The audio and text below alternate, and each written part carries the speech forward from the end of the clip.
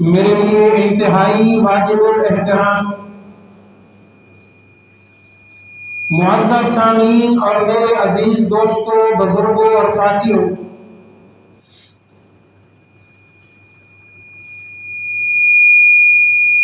اللہ رب العزت کی کلام مقدس میں سے 10ویں پارے میں سورہ التوبہ کی آیت نمبر 24 آپ حضرات کے سامنے تلاوت کی ہے، اور پیارے پیغمبر صلی اللہ تعالی علیہ وسلم کا ایک فرمان عالی شان اور ایک حدیث آپ لوگوں کے سامنے پڑھی ہے۔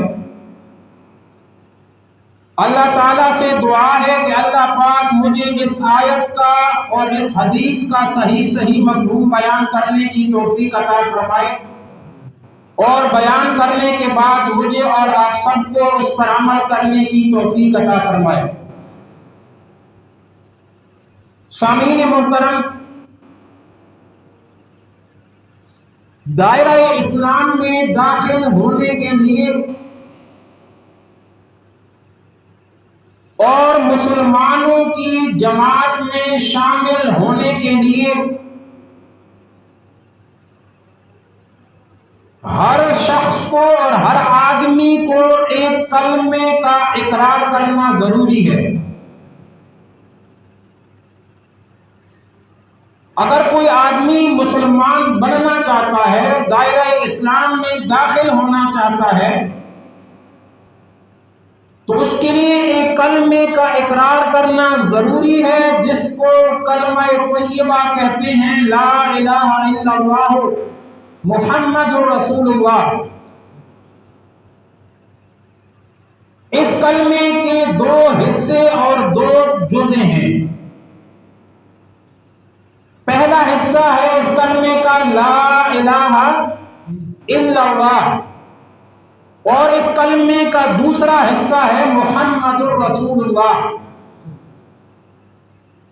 آج کے اس خطبہ جمعہ میں آپ لوگوں کے سامنے اس کلمے کے دوسرے حصے کے متعلق کچھ گفتگو کرنا چاہتا ہوں، یعنی محمد الرسول اللہ کے متعلق۔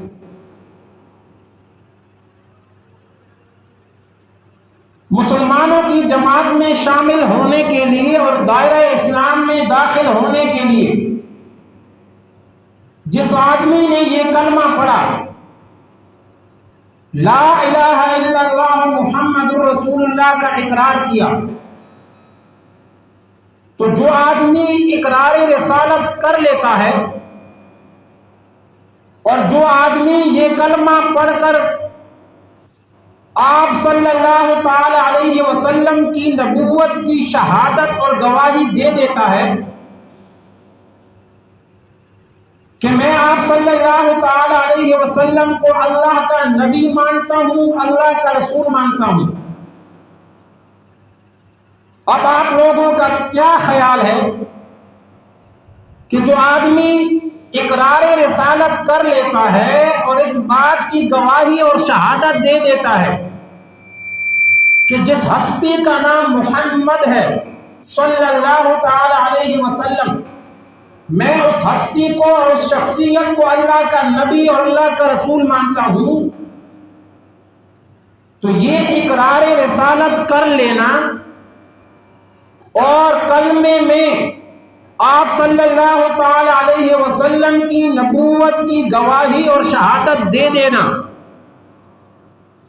یہ اس کلمہ پڑھنے والے سے اور اس اقرار رسالت کرنے والے سے کئی مطالبے اور کئی تقاضے کرتی ہے۔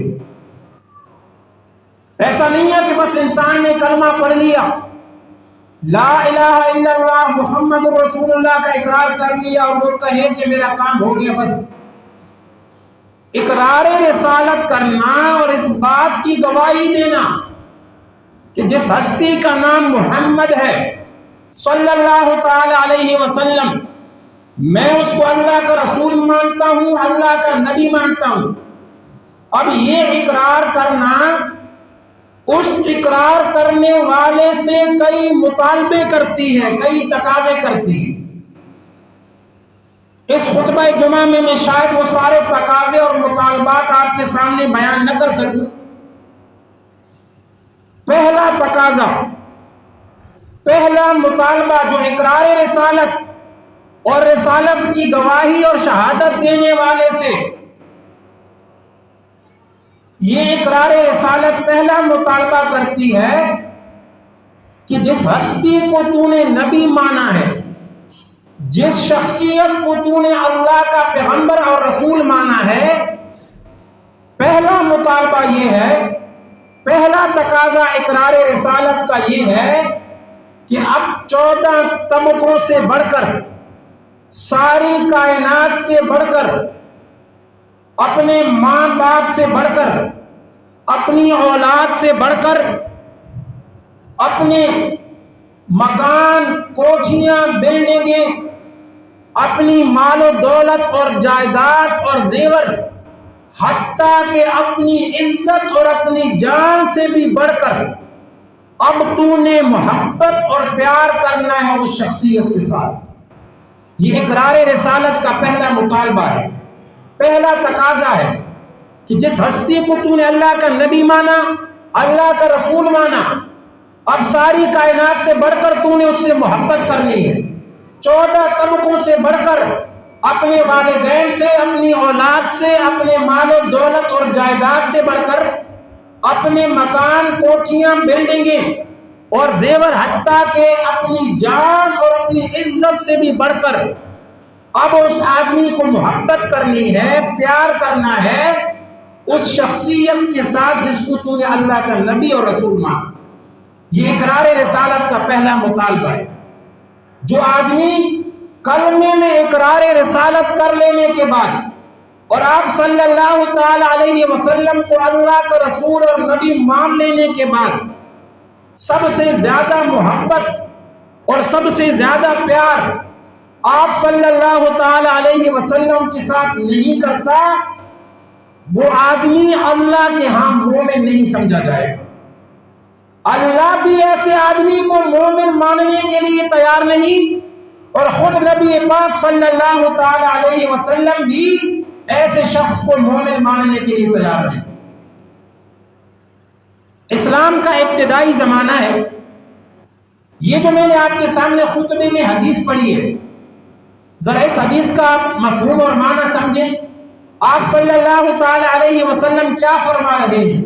لا یؤمن احدکم حتی اکون احب الیہ من والدہ وولدہ والناس اجمعین۔ آپ صلی اللہ تعالی علیہ وسلم نے فرمایا لا یؤمن، کیا معنی؟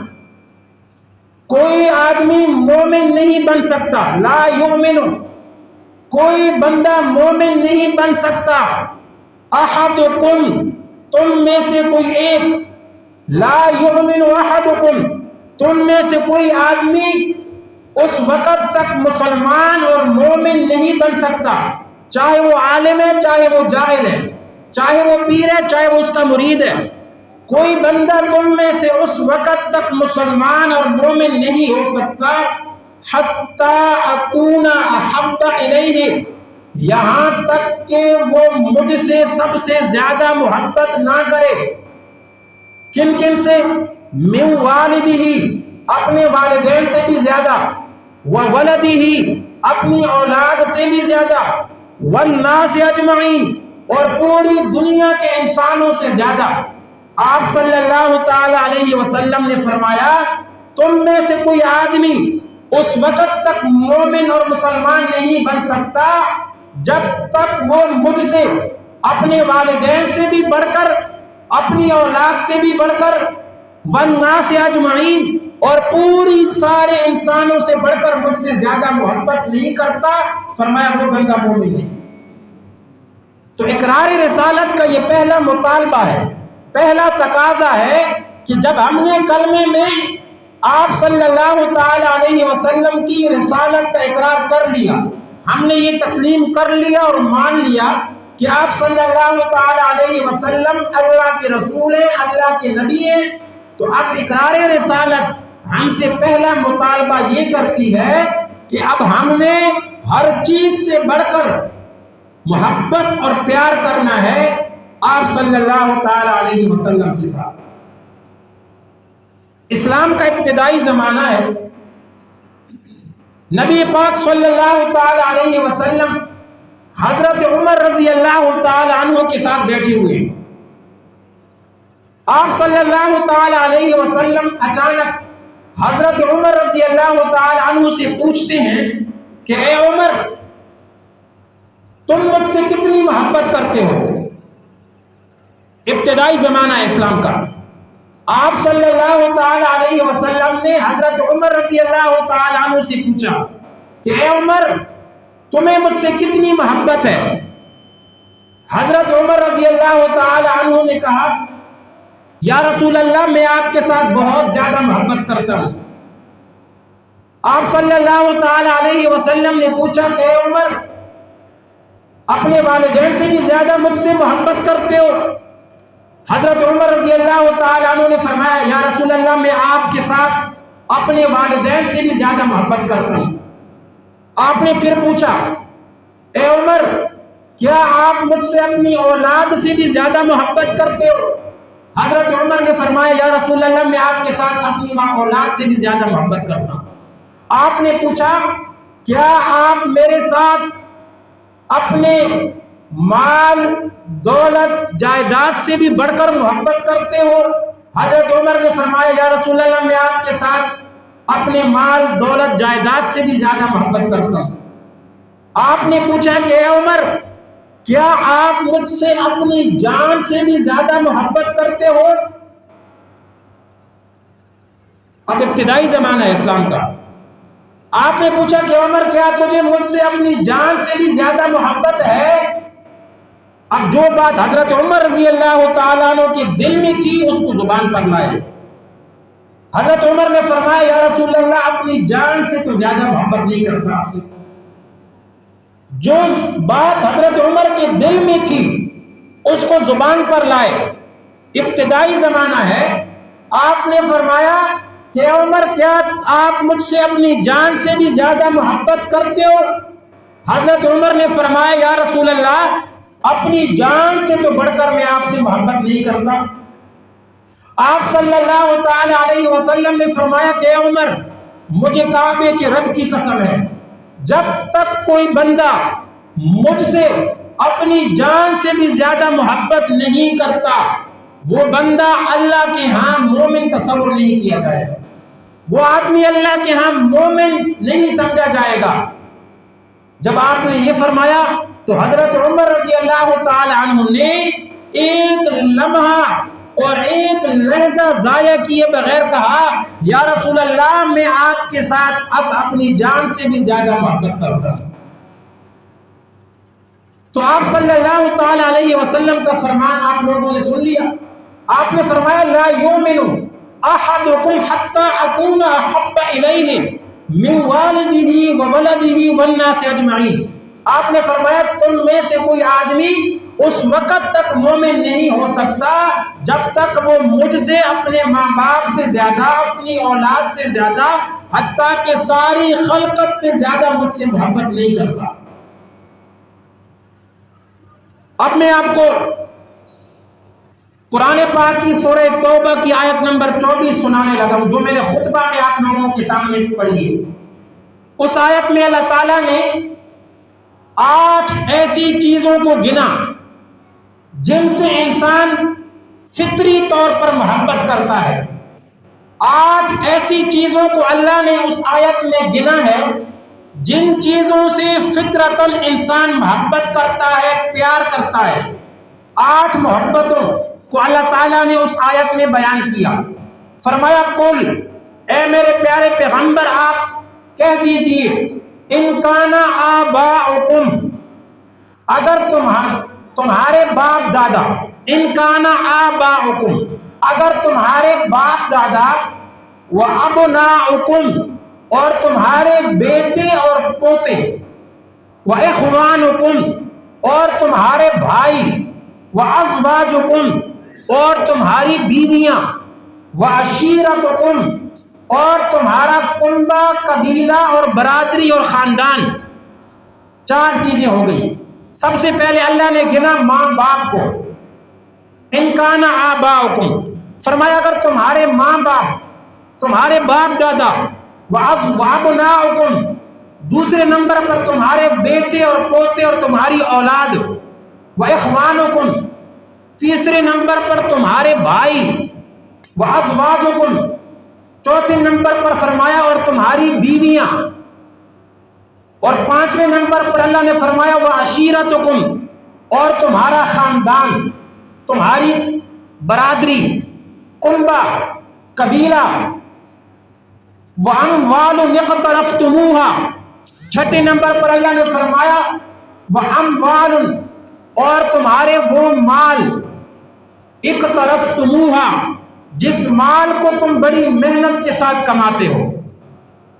6 چیز اللہ نے کون سی گنی؟ مال. اور مال کے ساتھ اللہ نے قید لگائی کہ وہ مال جس کو تم بڑی محنت کے ساتھ کماتے ہو. یہ اللہ نے ساتھ میں قید لگائی، کیونکہ جو مال انسان کو مفت میں ملے اس کی اتنی قدر نہیں ہوتی، اتنی قدر اس مال کی نہیں ہوتی جو انسان کو مفت میں ملتا ہے. لیکن جو مال کمانے میں انسان نے اپنا خون پسینہ ایک کر دیا ہو، محنت کر کے کمایا ہو، تو اس مال سے انسان کو بڑی محبت ہوتی ہے. تو اللہ نے بھی یہ قید لگائی وَأَمْوَالٌ اقْتَرَفْتُمُوهَا، فرمایا تمہارے وہ مال جن کو تم بڑی محنت کے ساتھ کماتے ہو. اور 7ویں نمبر پر فرمایا وَتِجَارَةٌ، اور تمہاری وہ تجارت، وہ سوداگریاں، وہ دکانداریاں، تخشون کسادها، جس کے اندر نقصان ہونے سے تم ڈرتے رہتے. وَتِجَارَةٌ تَخْشَوْنَ كَسَادَهَا، فرمایا تمہاری وہ تجارت جس کے مندے پڑ جانے سے، جس میں نقصان ہونے سے تم ڈرتے رہتے ہو. 7ویں چیز اللہ نے گنی تجارت، سوداگری، کاروبار.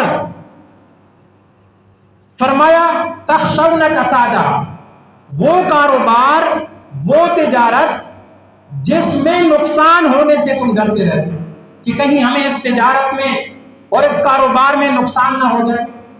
اب سردیاں آنے لگی ہیں نا، اب بازاروں میں سویٹریں آ جائیں گی، جرسی آ جائیں گی، سردیوں کا مال آ جائے گا.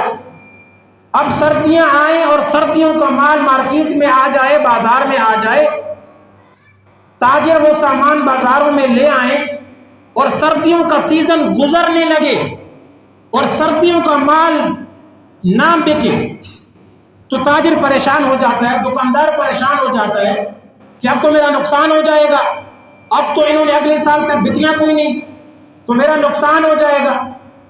سردیوں کا مال سردیوں میں نہ بکے اور گرمیاں آنے لگے، اور گرمیوں کا مال گرمیوں میں نہ بکے اور سردیاں آنے لگے، تو دکاندار اور تاجر پریشان ہو جاتے ہیں کہ ہمیں اب نقصان ہو جائے گا. تو اللہ نے فرمایا 7ویں چیز وَتِجَارَةٌ تَخْشَوْنَ كَسَادَهَا، تمہاری وہ تجارت اور کاروبار اور سوداگریاں جس میں نقصان ہونے سے تم ڈرتے رہتے ہو. وَمَسَاكِنُ تَرْضَوْنَهَا، 8ویں چیز اللہ نے گنی وَمَسَاكِنُ، تمہارے وہ گھر، وہ بلڈنگیں، وہ عمارتیں اور مکان، تَرْضَوْنَهَا، جن کو دیکھ دیکھ کر تم خوش ہوتے رہتے ہو. مکان اور گھر سے انسان کو بڑی محبت ہوتی ہے. جب انسان مکان بنا لیتا ہے، تیار کر لیتا ہے، تو پھر اپنے چاہنے والوں کو اور دوستوں اور عزیز و رشتہ داروں کو دکھاتا ہے اور فخر کرتا ہے کہ میں نے اس پر اتنے پیسے لگا دیے، یہ واش روم ہے، یہ لیٹرین ہے، یہ باورچی خانہ ہے، یہ کمرہ ہے، یہ فانوس ہے، اتنا ہم نے خرچہ کر دیا. اللہ نے اس آیت میں 8 محبتوں کو گنا، 8 ایسی چیزوں کو گنا جن سے انسان فطرتی طور پر محبت کرتا ہے، پیار کرتا ہے. کون سی 8 چیزیں؟ پہلے نمبر پر اللہ نے فرمایا آباؤکم، تمہارے باپ دادا، وابناؤکم، تمہارے بیٹے اور پوتے، واخوانکم، تمہارے بھائی، وازواجکم، تمہاری بیویاں، وعشیرتکم، تمہارا خاندان، واموال اقترفتموها، تمہارے وہ مال جس کو تم بڑی محنت کے ساتھ کماتے ہو، وتجارت تخشون کسادها، تمہارا وہ کاروبار اور تجارت جس میں نقصان ہونے سے تم ڈرتے رہتے ہو، ومساکن ترضونها، تمہارے وہ مکانات اور بلڈنگیں جس کو دیکھ دیکھ کر تم خوش ہوتے رہتے. یہ 8 محبتیں اللہ نے گنی. دوسری طرف اللہ نے 3 محبتیں گنی, 3 چیزیں گنی. فرمایا احب الیکم, یہ 8 چیزیں جو میں نے گن دی ہیں. اللہ نے فرمایا یہ 8 چیزیں جن کا میں نے ذکر کر لیا, باپ دادا, اولاد, بھائی, بیویاں, تجارت, مکان, اگر ان 8 چیزوں سے تمہیں زیادہ پیار ہے, زیادہ محبت ہے, کس کے مقابلے میں؟ مقابلے میں اللہ نے 3 چیزیں گنی. فرمایا من اللہ, اللہ کے مقابلے میں اگر یہ 8 چیزیں تمہیں زیادہ پسند ہیں, ورسولہ, اور اللہ کے رسول کے مقابلے میں اگر تمہیں ان 8 چیزوں سے زیادہ محبت ہے, وجہاد فی سبیلہ, اور اللہ کے راستے میں جہاد کرنے سے. 8 چیزیں اللہ نے ایک طرف گن دی جن سے انسان فطرتاً محبت کرتا ہے, فطرتاً پیار کرتا ہے, اور دوسری طرف اللہ نے 3 چیزیں گنی, اللہ, اللہ کا رسول اور اللہ کے راستے میں جہاد کرنا. ایک طرف 8 محبتیں, ایک طرف 3 محبتیں. اب اللہ نے فرمایا اب بتاؤ احب الیکم, اگر تمہیں یہ 8 چیزیں زیادہ پسند ہیں, زیادہ محبوب ہیں اللہ سے, اللہ کے رسول سے, جہاد فی سبیل اللہ کے راستے میں جہاد کرنے سے. اب ایک طرف اللہ نے 8 چیزیں گنی, دوسری طرف اللہ نے 3 چیزیں گنی. اب اللہ تعالیٰ نے ہر انسان کی سینے میں ایک ضمیر کا ترازو رکھا ہے جس کو دل بولتے ہیں, دوسرے لفظوں میں اس کو ضمیر بھی کہا جاتا ہے. اور یہ جو انسان کا ضمیر ہوتا ہے یہ سب سے بڑا مفتی ہوتا ہے. کبھی کبھی آپ اپنے ضمیر سے فتوی پوچھا کریں. انسان کا ضمیر, انسان کا دل, جو ہر انسان کے سینے میں اللہ نے لگایا ہے ایک ترازو اور ایک ترکڑی, اللہ نے فرمایا اپنے ضمیر سے فتویٰ پوچھو, اپنے ضمیر سے فیصلہ کراؤ, کیا یہ 8 محبتوں والا پلڑا بھاری ہے یا 3 محبتوں والا پلڑا بھاری ہے.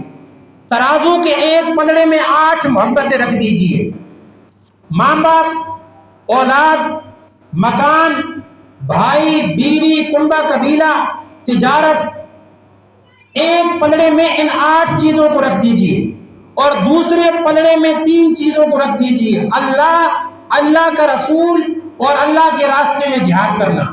اور اپنے اس ضمیر والے مفتی سے فتویٰ لیجیے کون سا پلڑا بھاری ہے, کون سا پلڑا بھاری ہے.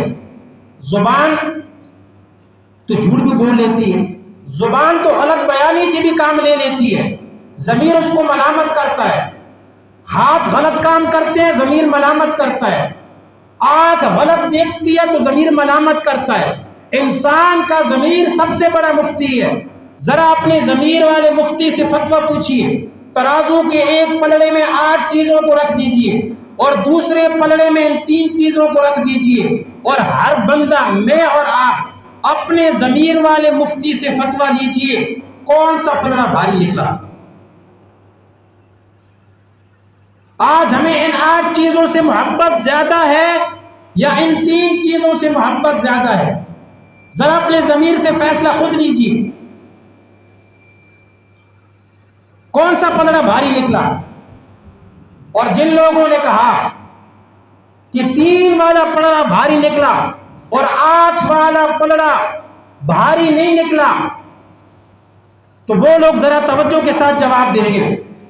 شادی اور غمی پر, خوشی اور غمی پر, شادی کے موقع پر ہم جو چراغاں کرتے ہیں, ہم جو فضول خرچیاں کرتے ہیں, ہم جو کنجریوں اور ناچوں کو بلا کر مجرے کرواتے ہیں, تماشے کرواتے ہیں, اور ہر قسم کے خلاف شریعت کام کرتے ہیں, اور پوچھا جائے کہ حاجی صاحب اور نمازی صاحب یہ کام آپ نے کیوں کیے, تو آگے سے جواب کیا آتا ہے, او جی لڑکے کا ماما لے کر آ گیا تھا, او جی داماد لے کر آ گیا تھا. یہاں داماد آگے آ گیا, نبی پیچھے چلے گئے. ماما آگے آ گیا, نبی پیچھے چلے گئے.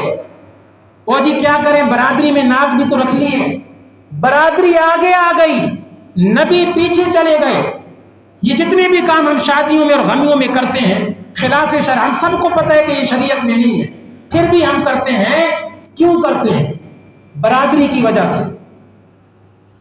برادری میں رہنا بھی ہے، لوگ باتیں کریں گے، تو کون سا پلڑا بھاری نکلا؟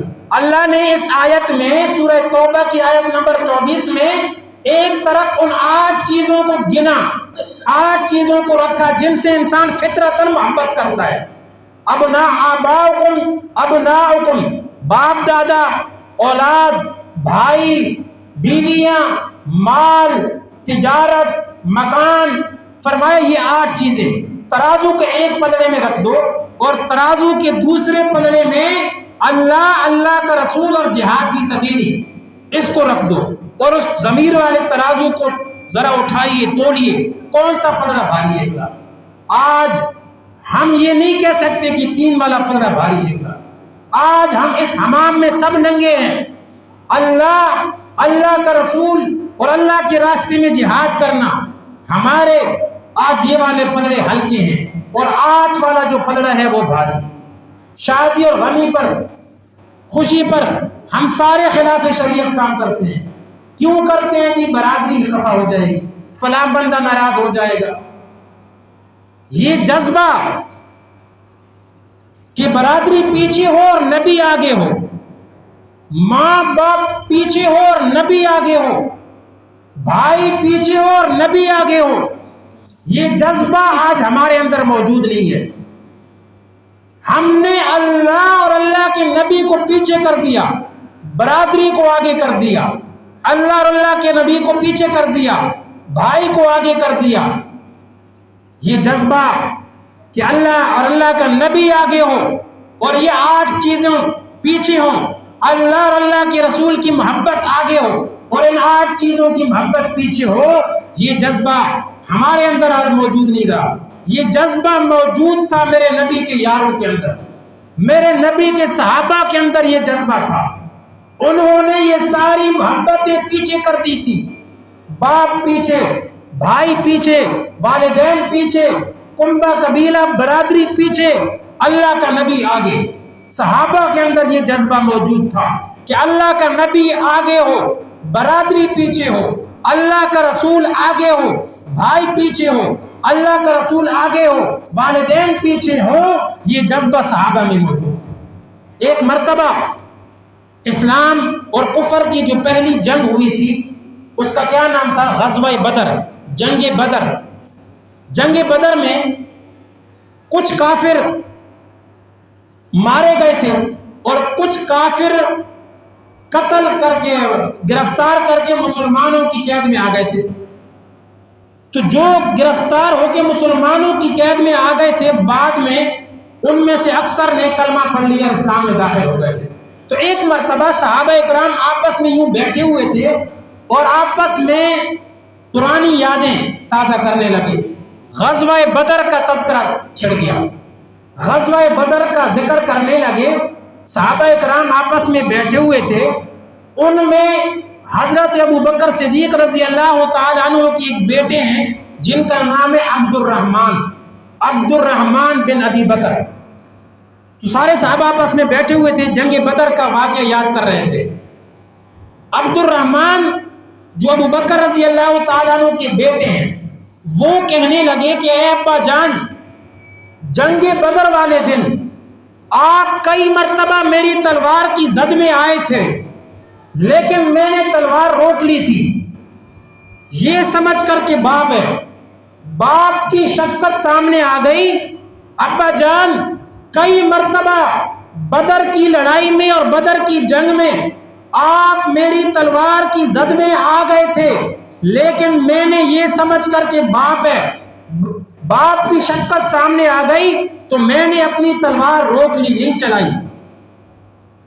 حضرت ابو بکر صدیق رضی اللہ تعالی عنہ نے اپنے بیٹے کی یہ بات سنی تو ابو بکر صدیق رضی اللہ تعالی عنہ کہنے لگے، بیٹا شکر کر، اس دن تو میری تلوار کے نیچے نہیں آیا، شکر کر کے بدر کی لڑائی میں تو میری تلوار کی زد میں نہیں آیا، ورنہ مجھے کعبے کی رب کی قسم ہے اگر اس دن تو میری تلوار کے نیچے آ جاتا میں اپنی تلوار سے تیری گردن قلم کر دیتا۔ ابو بکر صدیق رضی اللہ تعالیٰ عنہ کہنے لگے اس دن تو میرا بیٹا نہیں تھا، اس دن میرے بیٹے وہ تھے جو محمد عربی کے جھنڈے کے نیچے کھڑے تھے۔ یہ جذبہ صحابہ میں موجود تھا کہ اللہ کا نبی آگے ہو اولاد پیچھے ہو۔ آج ہمارے اندر یہ جذبہ نہیں ہے۔ آج ہم اپنی اولاد کی خوشیوں کے لیے اللہ اور اللہ کے رسول کی خوشیوں کو قربان کر دیتے ہیں، اللہ اور اللہ کے رسول کو ناراض کر دیتے ہیں۔ یہ میں نے بیٹے کا واقعہ سنایا کہ عبد الرحمان نے کہا کہ ابا جان بدر کی لڑائی میں اب کافی دفعہ میری تلوار کے نیچے آئے، لیکن میں نے باپ سمجھ کر اپنی تلوار نہیں چلائی۔ ابو بکر صدیق نے کہا کہ شکر کرو تو اس دن میری تلوار کے نیچے نہیں آئے، ورنہ میں اپنی تلوار چلا لیتا، کیونکہ اس دن تو میرا بیٹا نہیں تھا، میرے بیٹے اس دن وہ تھے جو محمد عربی کے جھنڈے کے نیچے کھڑے تھے۔ اب باپ کا واقعہ سنانے لگا۔ ابو سفیان ایک مرتبہ یہ اپنی بیٹی کے گھر آئے، ان کی بیٹی کا نام ہے ام حبیبہ رضی اللہ تعالی عنہ۔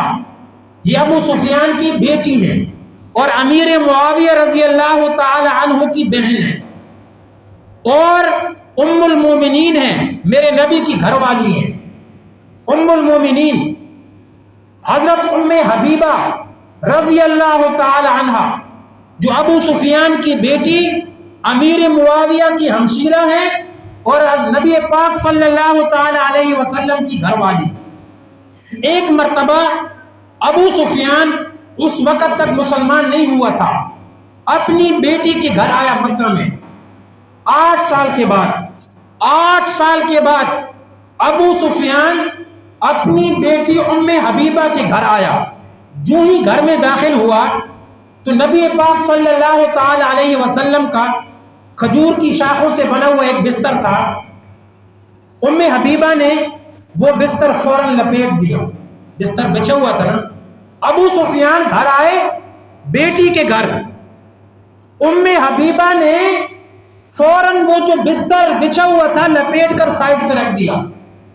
ابو سفیان بڑے حیران ہوئے اور حیران ہو کر کہنے لگے کہ اے بیٹی، اتنی مدتوں کے بعد باپ بیٹی کے گھر آئے تو بیٹیاں تو بستر بچھایا کرتی ہیں، اور میں 8 سال کے بعد آج تیرے پاس آیا، تو نے مجھے دیکھ کر یہ بستر لپیٹ دیا۔ شاید تو نے یہ سمجھا ہوگا کہ میرا باپ مکے کا چودھری ہے، میرا باپ مکے کا سردار ہے اور یہ معمولی بستر میرے باپ کے قابل نہیں ہے، اس لیے تو نے یہ بستر لپیٹ دیا ہوگا۔ جب ابو سفیان نے یہ بات اپنی بیٹی ام حبیبہ سے کی کہ اے بیٹی، شاید تو نے یہ سمجھا ہوگا کہ میرا باپ مکے کا چودھری ہے، مکے کا سردار ہے، یہ معمولی سا بستر میرے باپ کے قابل نہیں ہے، اس لیے تو نے یہ بستر لپیٹ دیا ہوگا۔ آگے سے ام حبیبہ رضی اللہ تعالی عنہ ام المؤمنین فرماتی ہے کہ اے ابا جان، یہ میرے پاک نبی کا پاک بستر ہے، یہ میرے پاک نبی کا پاک بستر ہے، اور آپ چونکہ ایک مشرک ہیں اور مشرک ناپاک اور پلید ہوتا ہے، لہٰذا آپ میرے پاک نبی کے پاک بستر پر بیٹھنے کے قابل نہیں ہیں۔ ذرا سوچیے، تصور کیجیے، سکی بیٹی اپنے سگے باپ سے کہہ رہی ہے، کہنے لگی آپ مشرک ہیں، نجس ہیں، یہ میرے پاک نبی کا پاک بستر ہے، لہٰذا آپ میرے پاک نبی کے پاک بستر پر بیٹھ نہیں سکتے۔ یہ جذبہ صحابہ کو حاصل تھا کہ نبی کی محبت آگے ہو، والدین کی محبت پیچھے ہو، نبی آگے ہو، اولاد کی محبت پیچھے ہو۔ آج ہمارے ایمان اتنی کمزور ہو چکے ہیں کہ ہم نے نبی کو پیچھے کر دیا اور والدین اور اولاد کی محبت کو آگے کر دیا۔ ایک اور واقعہ سناتا ہوں۔ جنگ بدر جب ہو گئی تھی نا، ختم ہو گئی جنگ بدر، مسلمانوں کو اللہ نے فتح عطا کر دی، تو کچھ کافر جو مسلمانوں کی قید میں گرفتار ہو کر آ گئے، تقریباً 70 کی تعداد تھی. مسلمانوں نے 70 کافروں کو گرفتار کر لیا. اب جن کافروں کو گرفتار کر لیا تھا ان کے ہاتھ باندھے جا رہے ہیں پیچھے، ان کے ہاتھ باندھے جا رہے ہیں. ان کافروں میں ایک حضرت سعد بن ابی وقاص رضی اللہ تعالیٰ عنہ کے بھائی بھی گرفتار ہو کر مسلمانوں کی قید میں آئے. سعد بن ابی وقاص وہ صحابی ہیں، ان 10 صحابہ میں سے ہیں جن کو نبی پاک نے دنیا میں جنت کی خوشخبری دے دی تھی. یکے از عشرہ مبشرہ حضرت سعد بن ابی وقاص رضی اللہ تعالیٰ عنہ. ان کے بھائی بھی بدر کی لڑائی میں گرفتار ہو کر مسلمانوں کی قید میں آئے. تو ان کافروں کے ہاتھ پیچھے باندھے جا رہے تھے. سعد بن ابی وقاص رضی اللہ تعالیٰ عنہ کے بھائی بھی گرفتار ہو کر آئے تو ان کے بھائی کے ہاتھ بھی باندھے جا رہے تھے. حضرت سعد بن ابی وقاص رضی اللہ تعالیٰ عنہ جب سامنے سے آئے، انہوں نے دیکھا کہ میرے بھائی کے ہاتھ باندھے جا رہے ہیں اور ان کے ہاتھ باندھنے والا ایک صحابی ہے. حضرت سعد جب قریب آئے تو بھائی نے اپنے بھائی کو دیکھا، یعنی سعد بن ابی وقاص کو جب دیکھا اس کافر بھائی نے، اور بڑا خوش ہوا دل ہی دل میں کہ میرا بھائی آ رہا ہے اور وہ مجھے چھڑا لے گا، یا کم از کم ان سے اتنا کہہ دے گا کہ یار یہ میرا بھائی ہے، میری ضمانت پر اس کو چھوڑ دو. یا اگر نہیں بھی چھوڑتے تو ان کے ہاتھ ذرا ڈھیلے باندھو. چنانچہ حضرت سعد بن ابی وقاص رضی اللہ تعالیٰ عنہ جب قریب آئے تو حضرت سعد بن ابی وقاص رضی اللہ تعالیٰ عنہ نے باندھنے والے صحابی سے کہا، جو صحابی ان کے بھائی کے ہاتھ باندھ رہا تھا، سعد بن ابی وقاص نے کہا کہ ان کے ہاتھ ذرا کس کے باندھنا، ذرا مضبوط باندھنا، اس کی ماں کے پاس پیسے بہت زیادہ ہے. اب ماں تو ان کی بھی تھی لیکن ماں بھی اس وقت تک مشرکہ تھی، کافرہ تھی، مسلمان نہیں ہوئی تھی. سعد بن ابی وقاص نے اپنے بھائی کے ہاتھ باندھنے والے صحابی سے کہا کہ میرے بھائی کے ہاتھ ذرا مضبوط باندھنا، کس کے باندھنا، اس کی ماں کے پاس پیسے بہت ہیں، فدیہ زیادہ ملے گا. اب بھائی جان نے کہا کہ بھائی جان میں تو بڑا خوش ہو رہا تھا کہ آپ آ کر میری سفارش کریں گے، مجھے چھڑائیں گے، یا کم از کم اتنا کہیں گے کہ ان کے ہاتھ ڈھیلے باندھو، میرا بھائی ہے. یہ آپ نے کیا کیا؟ حضرت سعد بن ابی وقاص کا جواب سنو.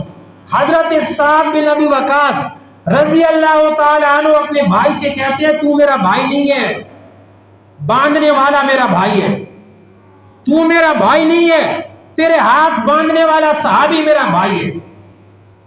یہ جذبہ صحابہ میں موجود تھا، یہ جذبہ کہ نبی آگے ہو، نبی کی محبت آگے ہو، والدین کی محبت اور اعلیٰ اولاد کی محبت، بھائی کی محبت پیچھے ہو. یہ جذبہ میرے نبی کے صحابہ کو حاصل.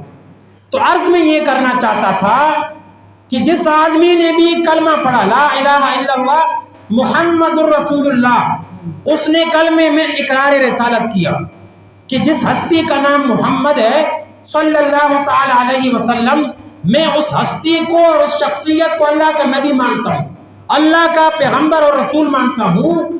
اب اقرار رسالت یہ اس رسالت کے اقرار کرنے والے سے کئی مطالبے کرتی ہے، کئی تقاضے کرتی ہے. پہلا مطالبہ اور پہلا تقاضا میں نے یہ بیان کیا کہ اقرار رسالت کا اور آپ صلی اللہ تعالی علیہ وسلم کی نبوت کی گواہی اور شہادت دینے کا پہلا مطالبہ اور پہلا تقاضا یہ ہے کہ جس ہستی کو ہم نے اللہ کا نبی مانا ہے، جس شخصیت کو ہم نے اللہ کا رسول مانا ہے، اب 14 طبقوں سے بڑھ کر، ساری کائنات سے بڑھ کر، اپنے والدین، اپنی اولاد، اپنی برادری، کنبہ، قبیلہ، خاندان، اپنے مال، دولت، جائیداد، زیور، حتیٰ کہ اپنی جان اور عزت سے بڑھ کر اب ہمیں محبت اور پیار کرنا ہے اس شخصیت کے ساتھ صلی اللہ تعالی علیہ وسلم.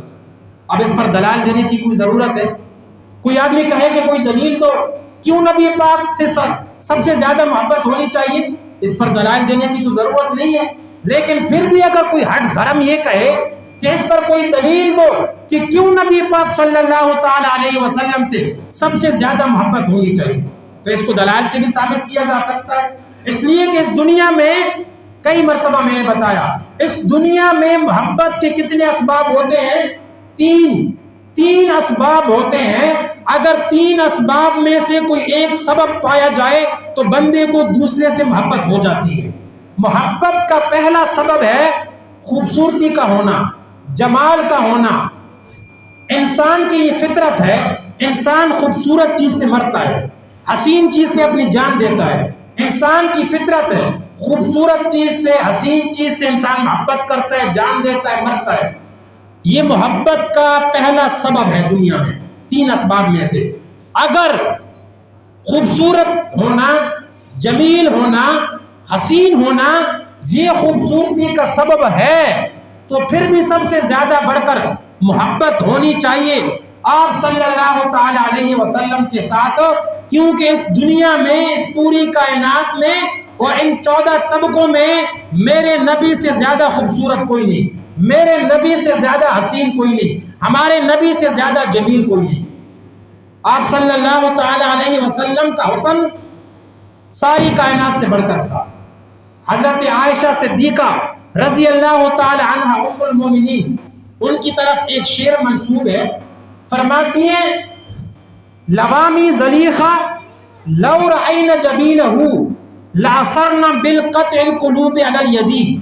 حضرت عائشہ صدیقہ ام المومنین رضی اللہ تعالی عنہ فرماتی ہیں زلیخہ کی جن سہیلیوں نے، لوامی زلیخہ، زلیخہ کی جن سہیلیوں نے حضرت یوسف علیہ السلام کو دیکھا، حضرت یوسف علیہ السلام کی زلفیں دیکھی، حضرت یوسف علیہ السلام کے رخسار دیکھے، حضرت یوسف علیہ السلام کی چال دیکھی، زلیخا کی جن سہیلیوں نے پورے یوسف کو دیکھ کر اپنے ہاتھوں پر چھریاں چلا لی تھی۔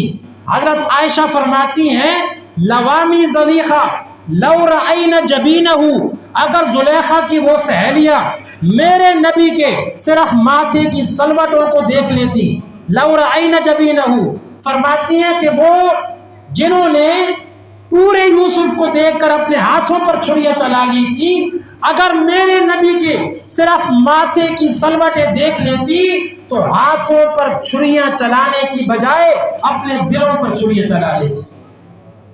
اتنا حسن تھا میرے نبی پر۔ اور حضرت یوسف علیہ السلام کا حسن بھی کوئی کم نہیں تھا۔ ایک حدیث میں آتا ہے اللہ تعالیٰ نے پورا حسن، جتنا پورا حسن تھا نا کائنات کا، اللہ نے آدھا حسن پوری کائنات پہ تقسیم کیا اور باقی کا سارا حسن یوسف علیہ السلام کو دے دیا۔ آدھا حسن پوری کائنات پہ تقسیم کیا، جو آپ کو کائنات رنگین نظر آتی ہے، اللہ نے آدھا حسن پوری کائنات پہ تقسیم کر دیا اور باقی کا سارا آدھا حسن یوسف علیہ السلام کو دے دیا۔ مسلم شریف کی حدیث ہے، آپ صلی اللہ تعالی علیہ وسلم فرماتے ہیں معراج والی رات جب میں آسمانوں پہ گیا اور وہاں یوسف علیہ السلام کو جب میں نے دیکھا، آپ صلی اللہ تعالی علیہ وسلم فرماتے ہیں معراج والی رات میں بھی حسن یوسف کو دیکھ کر حیران رہ گیا۔ کوئی معمولی حسن تھا یوسف علیہ السلام کا، لیکن یہاں یوسف علیہ السلام کا حسن ماند پڑ گیا، یوسف علیہ السلام کا حسن کم پڑ گیا میرے نبی کے حسن کے سامنے۔ حضرت جابر رضی اللہ تعالیٰ عنہ ایک صحابی ہیں، حضرت جابر رضی اللہ تعالیٰ عنہ فرماتے ہیں ایک مرتبہ 14ویں رات کی رات تھی، 14ویں جب چاند کی 14 تاریخیں ہو جاتی ہیں، حضرت جابر فرماتے ہیں ایک مرتبہ میں اپنے گھر سے نکلا، 14ویں کی رات تھی، میں 14ویں رات کے چاند کی خوبصورتی میں محو تھا، گم تھا، آسمان کی طرف دیکھ کر میں جا رہا تھا، اتنا حسن تھا چاند کا، اور چاند کی میٹھی میٹھی روشنی جو زمین پر پڑ رہی تھی، چاند کی چمک تھی، زمین پر دمک تھی۔ حضرت جابر فرماتے ہیں میں اپنے گھر سے نکلا، 14ویں رات کے چاند کے حسن میں اور خوبصورتی میں گم تھا، جس کی میٹھی میٹھی روشنی زمین پر پڑ رہی تھی۔ اتنے میں چلتے چلتے میں مسجد نبوی میں پہنچ گیا اور میں نے دیکھا کہ مسجد نبوی کے صحن میں بھی ایک 14ویں رات کا چاند چڑھا ہوا ہے، مسجد نبوی کے صحن میں بھی ایک 14ویں رات کا چاند چڑھا ہوا ہے. یہ آپ صلی اللہ تعالیٰ علیہ وسلم بیٹھے ہوئے تھے مسجد نبوی کے صحن میں. حضرت جابر فرماتے ہیں کہ میں آسمان کے چاند کی خوبصورتی اور حسن میں گم تھا. جب میں مسجد نبوی میں پہنچا میں نے دیکھا مسجد نبوی کے صحن میں بھی ایک 14ویں رات کا چاند چڑھا ہوا ہے جس نے اپنے اوپر سفید رنگ کی چادر اوڑھی ہوئی تھی جس میں سرخ رنگ کی ڈوریاں تھیں. آپ صلی اللہ تعالیٰ علیہ وسلم نے سفید رنگ کی چادر جس میں سرخ رنگ کی ڈوریاں تھیں اپنے اوپر لپیٹی ہوئی تھی. حضرت جابر فرماتے ہیں میں نے آسمان کے چاند کی طرف نگاہ ڈالی, آسمان کے چاند کی طرف میں نے دیکھا, پھر میں نے مسجد نبوی میں بیٹھے ہوئے اس چاند کی طرف دیکھا, پھر میں نے آسمان کی چاند کی طرف دیکھا, پھر میں نے آپ صلی اللہ تعالی علیہ وسلم کے چہرہ انور کی طرف دیکھا. حضرت جابر فرماتے ہیں بار بار میں آسمان کے چاند کی طرف دیکھتا گیا, آپ صلی اللہ تعالی علیہ وسلم کی طرف میں دیکھتا گیا. آخر میں میرے ضمیر نے یہ فیصلہ کیا کہ اے جابر آسمان کا چاند تو چمک میرے نبی کے چہرے سے مانگ کر گیا ہے. میرے نبی کا اتنا حسن, تو اگر کوئی آدمی کہے کہ کیوں نبی پاک صلی اللہ تعالی علیہ وسلم سے سب سے زیادہ محبت ہونی چاہیے, تو میں نے عرض کیا محبت کی اس دنیا میں 3 اسباب ہوتے ہیں. پہلا سبب ہے خوبصورت ہونا, جمیل ہونا, حسین ہونا. انسان فطرتاً حسین چیز سے, خوبصورت چیز سے محبت کرتا ہے. اگر یہ محبت کا سبب ہے پھر بھی سب سے زیادہ بڑھ کر ہمیں نبی پاک صلی اللہ تعالی علیہ وسلم کے ساتھ محبت ہونی چاہیے, کیونکہ اس پوری کائنات میں ہمارے پیارے پیغمبر صلی اللہ تعالی علیہ وسلم سے زیادہ کوئی حسین اور خوبصورت نہیں. اور محبت کا دوسرا سبب ہے کمال کا پایا جانا, خوبی کا پایا جانا, کسی ہنر کا کسی کے اندر پایا جانا. آپ دیکھتے ہیں دنیا میں کوئی اچھا مستری ہوتا ہے, سارے لوگ اس کی تعریف کرتے ہیں, فلاں بڑا اچھا مستری ہے, فلاں بڑا اچھا درزی ہے, فلاں بڑا اچھا استاد ہے, بچوں کو اچھا پڑھاتا ہے, فلاں بڑا اچھا خطیب ہے, اچھا قاری ہے. تو لوگ خوبی, کمال اور ہنر کے پائے جانے کی وجہ سے دوسرے سے محبت کرنے لگ جاتے ہیں. اگر یہ محبت کا سبب ہے کمال کا پایا جانا, ہنر کا پایا جانا, خوبی کا پایا جانا, پھر بھی دنیا میں ہمیں سب سے زیادہ بڑھ کر آپ صلی اللہ تعالی علیہ وسلم کے ساتھ محبت ہونی چاہیے, کیونکہ اس دنیا میں سب سے زیادہ کمالات اور خوبیاں ہمارے پیارے پیغمبر صلی اللہ تعالی علیہ وسلم کے اندر پائی جاتی. حسن یوسف دم عیسیٰ ید بیضاداری, شاعر کہتا ہے حسن یوسف دم عیسیٰ ید بیضاداری, آنچ خوباں ہمہ دارن تو تنہا داری. شاعر کہتے ہیں یوسف علیہ السلام کا حسن, عیسیٰ علیہ السلام کے معجزات, آنچ خوباں ہمہ دارن, وہ ساری خوبیاں جو سارے نبیوں میں الگ الگ پائی جاتی تھی, ہمہ دارت تو تنہا داری, اے میرے پیارے پیغمبر وہ سارے پیغمبروں کی خوبیاں اکیلے آپ میں پائی جاتی. اس لیے سب سے زیادہ محبت آپ صلی اللہ تعالی علیہ وسلم سے ہونی چاہیے. تو آج میں نے یہ بیان کیا کہ جب ہم نے کلمے میں رسالت کا اقرار کر لیا تو اب ہمیں رسالت کا اقرار کر لینا, اس کا پہلا تقاضا اور مطالبہ یہ ہے کہ انسان کو سب سے زیادہ محبت اور پیار اس شخصیت اور ہستی کے ساتھ ہونا چاہیے جس کی نبوت اور رسالت کی ہم نے کلمے میں گواہی اور شہادت دی. اگلے جمعے اس پر بیان کریں گے کہ محبت کا معیار کیا ہوتا ہے. محبت کے دعوے تو ہر کوئی کرتا ہے, بڑے بڑے لوگ دنیا میں محبت کرتے ہیں کہ ہمیں نبی پاک سے محبت ہے. کوئی لوگ محبت کے دعوے میں اپنے آپ کو سچا ثابت کرنے کے لیے جھنڈیاں لگا لیتے ہیں, اپنے مکانوں کی چھتوں پر جھنڈے لگا لیتے ہیں. کوئی لوگ نبی پاک کا نام سن کر آنکھوں پر انگوٹھے پر لگا کر چوم لیتے ہیں. محبت کا معیار کیا ہے جس پر محبت کو تولا جائے؟ کیسے پتہ چلے گا کہ مجھے نبی پاک سے کتنی محبت ہے, آپ کو نبی پاک سے کتنی محبت ہے, فلاں کو نبی پاک سے کتنی محبت ہے؟ وہ محبت کا معیار, محبت کا ترازو اور ترکڑی جس پر اس محبت کو تولا جا سکے اور پتہ لگایا جا سکے کہ فلاں کو کس کو نبی پاک سے کتنی محبت ہے. انشاءاللہ اگلے جو اس محبت کے معیار پر گنمان پر موضوع پر بات کریں گے. اللہ تعالیٰ سے دعا ہے کہ اللہ تعالیٰ ہمیں